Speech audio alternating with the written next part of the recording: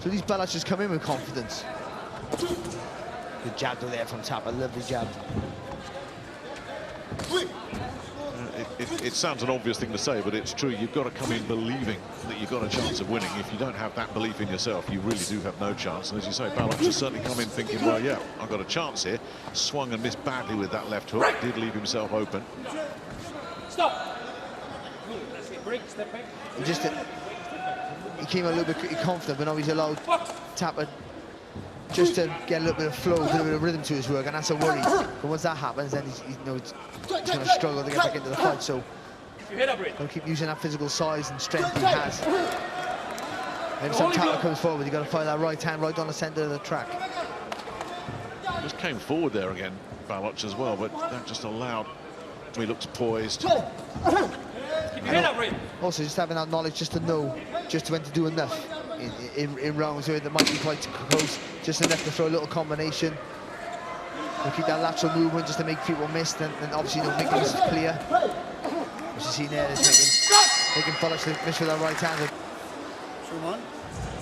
Just showing the quality in the left hand there from Thapa, just judging the distance and the range early on. Baloch trying to close that gap, work forward, but the accuracy just there, so he's doing the right thing. He's trying to close the space, be aggressive, just on point. Is the quicker hands and better lateral movement there of Thapa, edging in probably that third early on. Baloch trying to close that gap, work forward, but the accuracy just not quite there, so he's doing the right thing. He's trying to close the space, be aggressive, just on point. Is the quicker hands and better lateral movement there of Thapa, edging in probably that first round, you would have thought. The boxers and the corners will know those scores.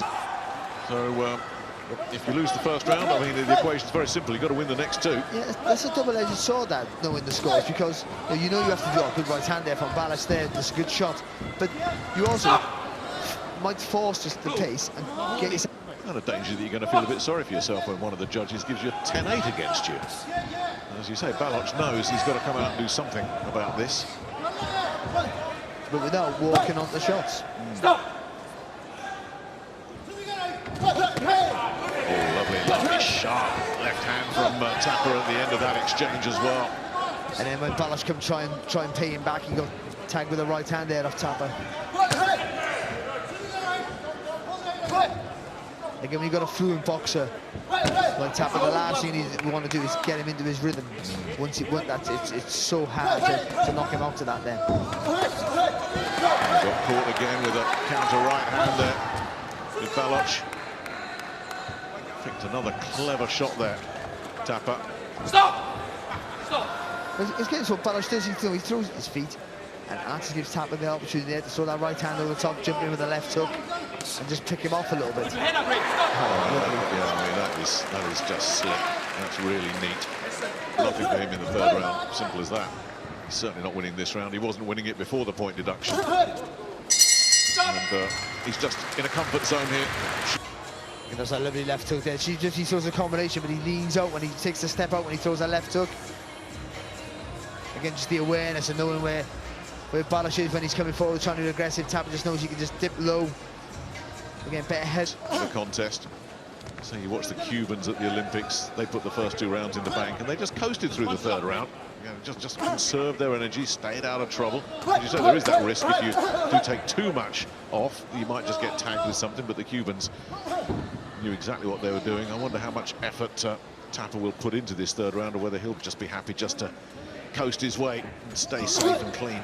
I think he just does what he did the last round. I think he was relatively coasted the fight, let's be honest. I think the first round, the first minute of the first round was a bit intense for him, but once he found where he was, the skill set really to put Thapa under any real sustained trouble. So Thapa just goes along, goes about his business like he has. Fleet-footed, make you miss, flick him the odd left hook, and there goes, nice sharp right hand. That's lovely. Talk about amateur boxers, make you miss, make you pay. There it is. Yeah, it really was. He loaded up, didn't he? Baloch hoped to try and get the big one. Got through with the right hand there. Baloch still just out of range, still looking, still pressing. As I say, you've got to bring some quality with Shiva Thapa. A lovely right hand. Barry Jones almost out of his chair when that was under.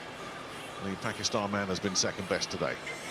Yeah, and you lose, you know, I think in a 3-round contest, if you know you've lost, and that's, he will feel that. You see how to go, especially the first round and a half, he really tried to force it on Thapa. Just Thapa moves on, you know, he had that wealth of experience in a 3-round contest. You see how to go, especially the first round and a half, he really tried to force it on Thapa. Just coming a guy who too much seasoning, too much ability, too much lateral movement, all those things that were a nightmare for Baloch. It proved to be the case today. So Thapa moves on. You know, he had that wealth of experience, the ability as well. Boxing, we go to the judges' scorecards for a decision. The winner by unanimous decision in the red corner, Shiva Thapa.